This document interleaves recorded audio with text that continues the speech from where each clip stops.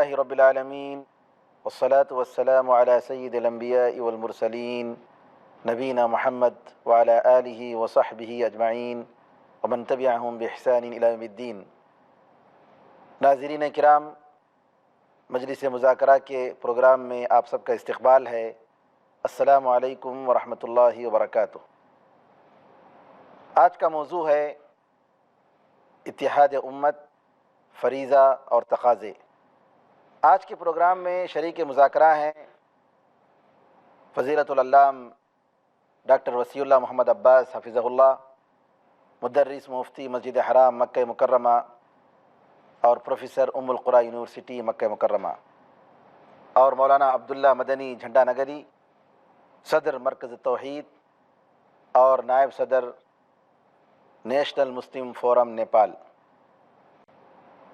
اور مولانا ابو ظفر حسان ندوی ازہری، صدر مدرسہ دینیات بھیونڈی، اور اسی طریقے سے ہمارے ساتھ ہیں مولانا مفتی شکیل احمد صاحب، سابق استاذ دارالعلوم دیوبند اور شیخ الحدیث مدرسہ ضیاء العلوم سیتاپور، اور مولانا مقیم فیضی، نائب ناظم مرکزی جمعیت اہل حدیث ہند۔ میں آپ تمام علماء اکرام کا اس موقر محفل میں استقبال کرتا ہوں، اور آپ حضرات نے ہمارے لیے جو وقت نکالا ہے اس پر شکر ادا کرتا ہوں۔ اللہ تعالیٰ جزائے خیر عطا فرمائے۔ آج کے اس پروگرام میں علماء اکرام اتحاد کی اہمیت اور اختلافات کو کس طریقے سے ختم کیا جا سکتا ہے، اختلافات اگر اس کے لیے کوئی جگہ ہے تو اس کے کیا آداب ہیں، ان ساری باتوں میں انشاءاللہ گفتگو کریں گے۔ عقائد ہی پر امت کا اتفاق ہو سکتا ہے۔ امت کے جو اصول ہیں، منہج کے جو اصول ہیں، قرآن و حدیث، لا الہ الا اللہ، محمد الرسول اللہ، ان ساری بنیادوں پر امت کا اتحاد ہو سکتا ہے۔ اس پر باتیں آئیں گی، لیکن مولانا نے اپنی باتوں میں ایک چیز کی طرف اشارہ کیا تھا، وہ یہ کہ اختلافات دو قسم کی ہوتی ہیں۔ جی، ایک اختلاف ایسی چیز ہے کہ فطری چیز ہے کہ انسان اختلاف تنوع جس کو کہتے ہیں، اختلاف تنوع، اور ایک دوسرا اختلاف تضاد ہے۔ میں مولانا مفتی شکیل احمد صاحب سے گزارش کروں گا کہ اس پر روشنی ڈالیں کہ امت میں کسی چیز کا اختلاف ہونا، کسی چیز میں اختلاف ہونا، یہ کوئی غیر طبیعی بات نہیں ہے، لیکن کن اختلافات کو کیا مقام دینا چاہیے، اختلاف تنوع اور اختلاف تضاد میں کیا فرق ہے؟ جی مولانا۔ اس سلسلے میں یہ عرض کروں گا، اور جو میں عرض کرنا چاہتا ہوں وہ حضرت مولانا حسان صاحب ندوی کی بات کی تھوڑی سی تشریح بھی ہے۔ مولانا نے فرمایا توحید، اسی کے تحت میں عرض کرتا ہوں کہ اخلاص پیدا کیا جائے، تکبر، حسد، حرص، اس سے بچا جائے، کیونکہ اختلافات کے باعث اور اختلافات کے وجوہ یہ بھی ہوتے ہیں۔ علماء ربانیین بھی آپس میں متحد ہو سکتے ہیں، اور اس علماء ربانیین میں بھی تھوڑا سا اختلاف ہے، معاف کیجئے، کیونکہ وہ کوئی انبیاء نہیں ہے کہ ان پہ کچھ کہا نہ جا سکے۔ جی جی جی۔ علماء ربانیین جن کو ہم کہتے ہیں ان میں بھی تھوڑا سا اختلاف ہے، وہ کھل کے ظاہر نہیں کرتے۔ اس بارے میں خلفائے راشدین کی مثال سب سے بہتر ہے، کیونکہ وہ سب مجتہد تھے۔ خلفائے راشدین مجتہد تھے، لیکن ایک جھنڈے کے نیچے جمع تھے۔ حضرت ابوبکر کے جھنڈے کے نیچے خلفائے ثلاثہ جمع ہوئے، پھر حضرت عمر کے جھنڈے کے نیچے حضرت عثمان اور حضرت علی کرم اللہ وجہہ اور دیگر جو صحابہ تھے وہ جمع ہوئے۔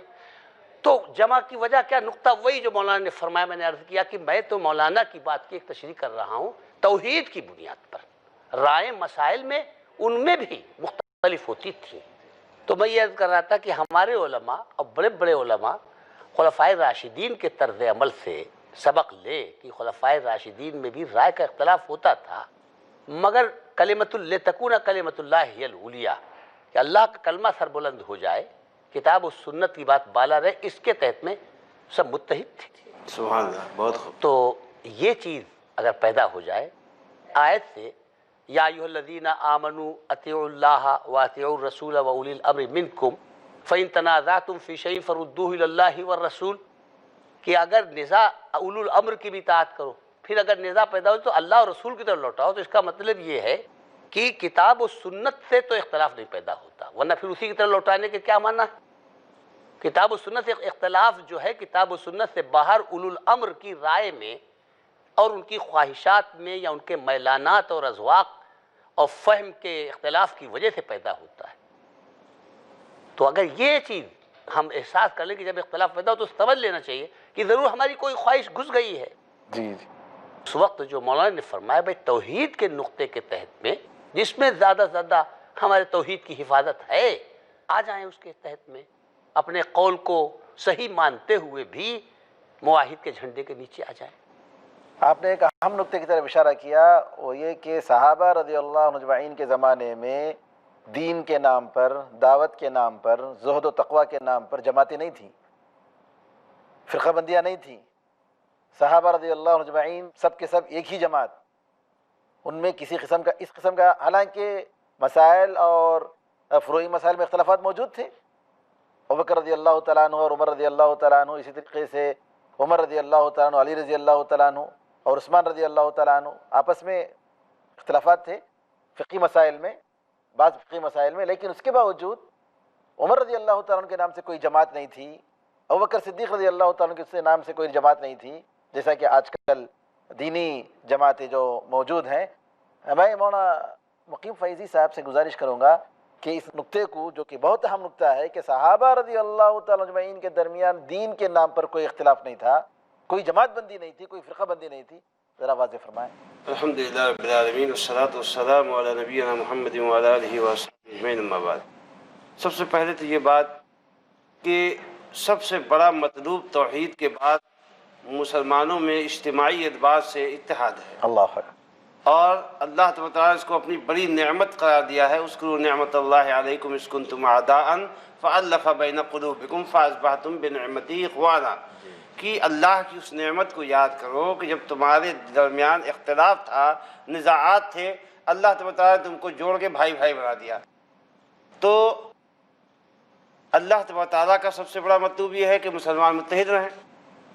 لیکن ایک بات یہ بتائی گئی ہے اس کے ساتھ ہی ساتھ کہ اختلاف کرنے والے وہ اللہ کی رحمت سے محروم ہوتے ہیں.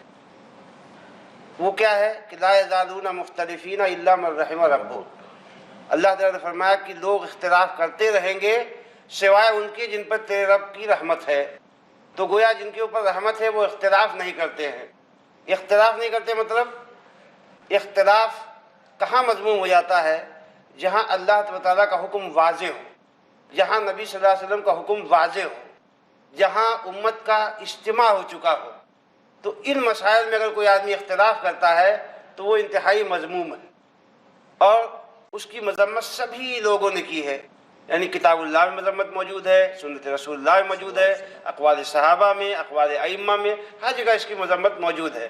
اب پہلے جو آپ نے فرمایا کہ صحابہ میں مسائل کے اختلافات کی بنیاد پہ جماعتیں نہیں بنی ہیں، تو میں اس سے آگے بڑھ کے کہتا ہوں کہ ائمہ کے اندر بھی جماعتیں نہیں بنی تھیں. بالکل. مثلا یہ ہے کہ امام مالک نے اپنا کوئی گروہ نہیں بنایا، یا امام مالک کے کسی خاص شاگرد نے وہ گروہ نہیں بنایا، یا اسی طریقے سے ابو حنیفہ رحمۃ اللہ علیہ کے شاگرد نے حضرت امام یوسف رحمۃ اللہ علیہ نے کوئی گروہ اس نام سے نہیں بنایا کہ ہم لوگ حنفی ہیں، یا امام محمد رحمۃ اللہ علیہ نے نہیں بنایا، امام شافعی رحمۃ اللہ علیہ کے شاگردوں نے بھی نہیں بنایا، امام احمد بن حنبل رحمۃ اللہ علیہ کے شاگردوں نے بھی نہیں بنایا. یہ بات کے ادوار میں جب علم کی کمی آئی اور لوگ جو ہے مختلف زاویوں میں جانے لگے، اور جیسا کہ مولانا نے فرمایا کہ توحید میں خلل واقع ہوا، لیکن اس کو مزید ایک مستقل حیثیت دی گئی ہے شریعت میں، وہ ہے مطابعت، اللہ کے نبی صلی اللہ علیہ وسلم کی اتباع اور صحابہ کرام رضوان اللہ تعالیٰ علیہم اجمعین کے طور طریقے پر چلنا، جس کو اتباع کہا جاتا ہے. اس میں بھی جب خلل پڑا تو بہت سارے فسادات امت میں پیدا ہوئے. دیکھیے ایک چیز جو یہ واضح ہو جائے کہ اللہ کے نبی صلی اللہ علیہ وسلم کا حکم ہے، یہ سنت ہے، اس سے اختلاف کرنا بہت ہلاکت کا باعث ہے. اس کی مثال میں پیش کرتا ہوں کہ اللہ کے نبی صلی اللہ علیہ وسلم کی صحیح حدیث ہے کہ لَتُسَوُّنَّ صُفُوفَكُمْ اور لیخالفن اللہ بین وجوہکم، بالکل واضح حدیث ہے۔ جزوی مسئلے میں بھی اگر یہ واضح ہو جائے کہ یہی اللہ کے نبی صلی اللہ علیہ وسلم کی سنت ہے تو ہر مسلمان کا فرض بنتا ہے اس کو مان لے۔ اور ائمہ کے ہاں بھی یہی بات ہے، اسی کی تلقین جتنے ائمہ سب نے کی ہے۔ تو یہ حدیث کیا کہتی ہے کہ اگر تم اپنی صفوں کو سیدھا نہیں کرو گے تو اللہ تمہارے درمیان اختلاف پیدا فرما دے گا۔ اور نماز کے وقت، نماز کی بات، نماز کی بات خاص، نماز میں صفیں اگر سیدھی نہیں کرتے ہو تو اللہ تعالیٰ اختلاف پیدا۔ اسی لیے صحابہ کہتے ہیں کہ ہمارا اہتمام یہ تھا، حضرت انس بن مالک رضی اللہ تعالیٰ عنہ وغیرہ کی روایت ہے کہ بھائی یوزک احدنا منکبہ بمنکب صاحبی وقدمہ بقدم صاحبی، کہ وہ لوگ اپنے کندھوں کو کندھے سے اور قدم کو قدم سے ملا دیتے تھے۔ یہ تو صحابہ کا اہتمام تھا کہ انہوں نے کسی سنت کو وہاں چھوڑا نہیں۔ تو پتہ چلا کہ توحید اور اتباع سنت یہ جب امت میں رہے گا تو اس سے اختلافات پیدا نہیں ہوں گے، لیکن اس کے باوجود امت نے اختلاف کیا، اور یہ اللہ کے نبی صلی اللہ علیہ وسلم کی پیشین گوئی بھی تھی کہ ان امتی ستفترق الی 73 ملتا، کہ میری امت جو ہے 73 فرقوں میں بڑھ جائے گی، کلھا فی الاہواء۔ ابن ابی عاصم نے اپنی السنہ میں نقل فرمایا ہے اور علامہ البانی اس کو صحیح قرار دیا ہے کہ یہ حضرت ابی معاویہ رضی اللہ عنہ کی روایت ہے۔ تو اس میں فرمایا گیا کہ یہ تمام کے تمام جو ہے بدعتوں کی وجہ سے یہ تفریق پیدا ہو جائے گی۔ یعنی جیسے کہ مولانا نے بڑی قیمتی بات فرمائی کہ کتاب و سنت کی وجہ سے کبھی اختلاف پیدا نہیں ہوتا ہے۔ جب لوگ کتاب و سنت پہ رہیں گے تو ہرگز اختلاف پیدا نہیں ہوگا، یہ بدعتوں کی وجہ سے اختلاف پیدا ہوتا ہے، یعنی وہ اختلاف جو مذموم ہے۔ ناظرین کرام، موضوع ابھی باقی ہے، ایک وقفے کے بعد دوبارہ ہم واپس ہوں گے، اس وقت تک کے لیے اجازت دیجیے۔ السلام علیکم ورحمۃ اللہ وبرکاتہ۔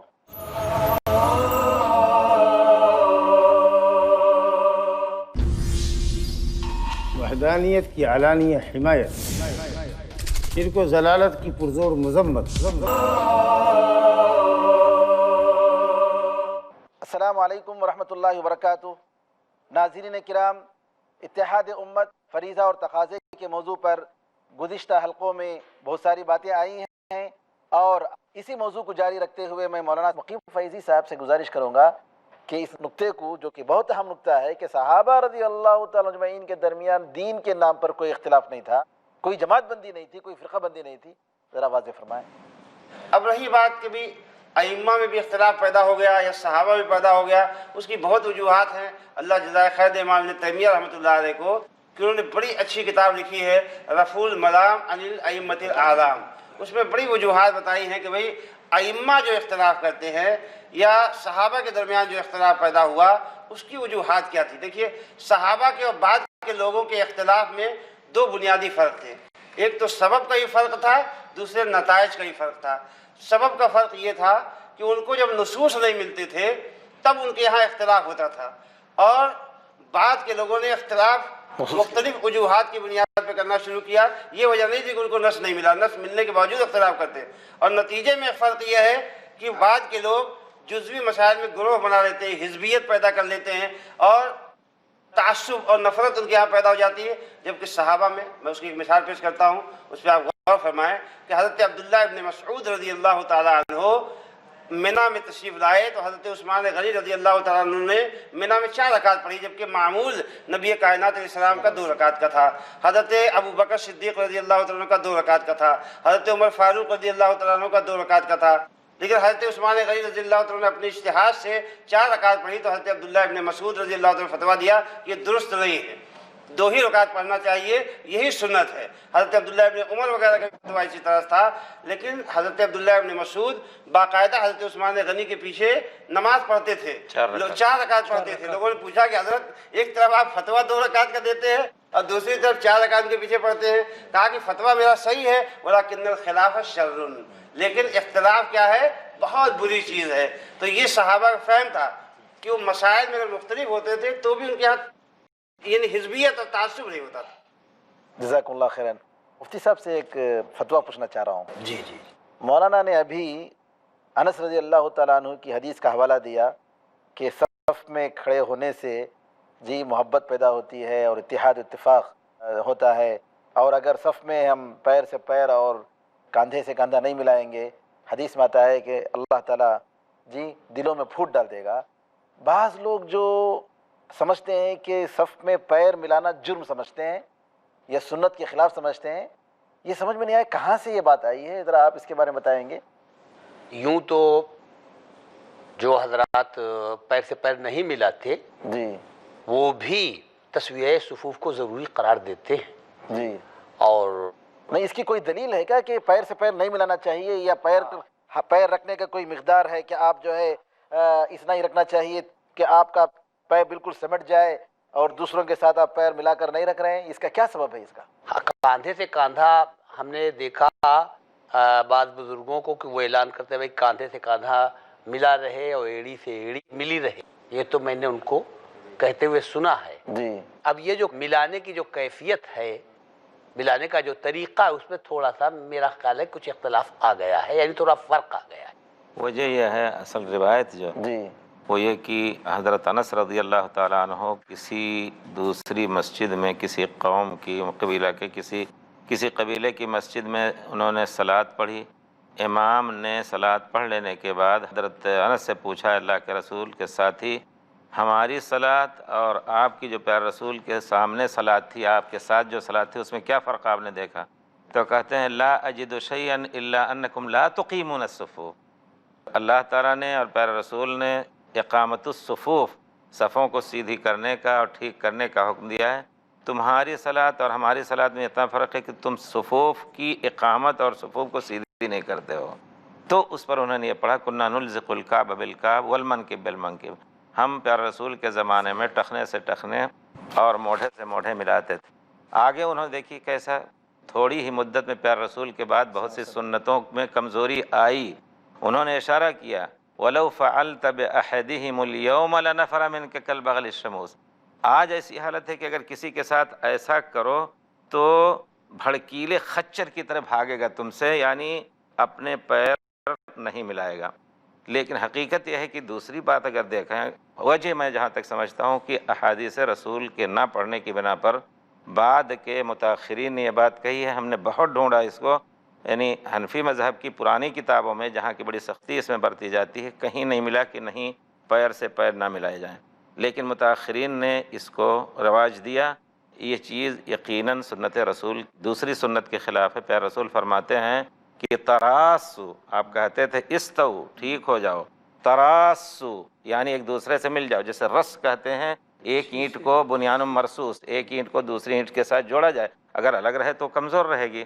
تراسو، پھر آپ کہتے تھے اعتدلوا فإنی اری الشیطان یدخل من خلل السیوف، کہ شیطان کو میں دیکھ رہا ہوں کہ جہاں خلل ہوتا ہے، جہاں کشادگی ہوتی ہے ایک دوسرے کے درمیان، کھلا راستہ رہتا ہے، کھلی جگہ رہتی ہے، شیطان اس کے بیچ میں داخل ہوتا ہے۔ تو یہ بہت بڑی چیز ہے یقیناً، جو چیز ما لا یتم الواجب الا به فهو واجب، یعنی اس نصوص کو دیکھتے ہوئے اکٹھا ہو کر کے کندھے سے کندھے ملا کر کے اور پیر سے پیر حسب الامکان ملا کر کے صلاۃ پڑھنا یہ واجب ہو جاتا ہے جہاں تک نظر میں آتا ہے۔ مولانا ندوی صاحب اس سلسلے میں آپ کچھ فرمائیں گے؟ کیونکہ جن لوگوں کو دیکھا ہم نے کہ اس مسئلے میں اختلاف رکھتے ہیں، کیا اس کا کوئی شرعی دلیل ہے؟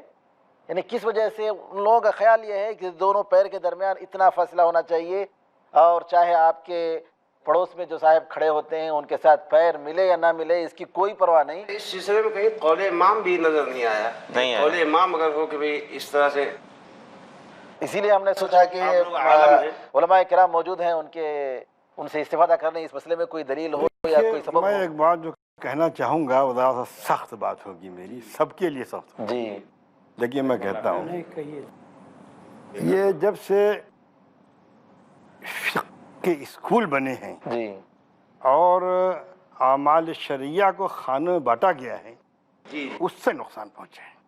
اگر فائدہ پہنچا ہے تو نقصان ہی پہنچا ہے۔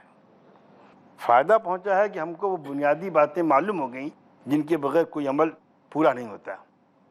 نقصان یہ پہنچا ہے کہ ہم نے ایک وسیع کینوس میں دین کو دیکھنا بند کر دیا۔ یہ بہت جو میں نے سوچا، میں کوئی کسی اتفاق بہت ہو، واضح چیز ہے، بہت کسی واضح اور بہت ہی دیکھیے، اصل بنیاد جڑ اور اختلاف یہی ہے۔ ایک آفاقی آتا تھا، کوئی بھی حضرت عمر، ایک مشہور واقعہ حضرت عثمان غنی رضی اللہ تعالیٰ عنہ کے پاس ایک آیا، اس نے کہا کیفا کانا وضو رسول اللہ صلی اللہ علیہ وسلم، اس نے یہ کہا کہ وضو کے فرائض کتنے ہیں؟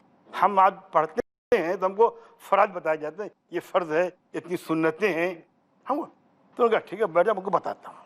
اور انہوں نے اس کو مختلف اوقات میں وضو کر کے بتا دیا. یہ اللہ کے رسول صلی اللہ علیہ وسلم کو وضو تھا، وضو ہو گیا اس کا.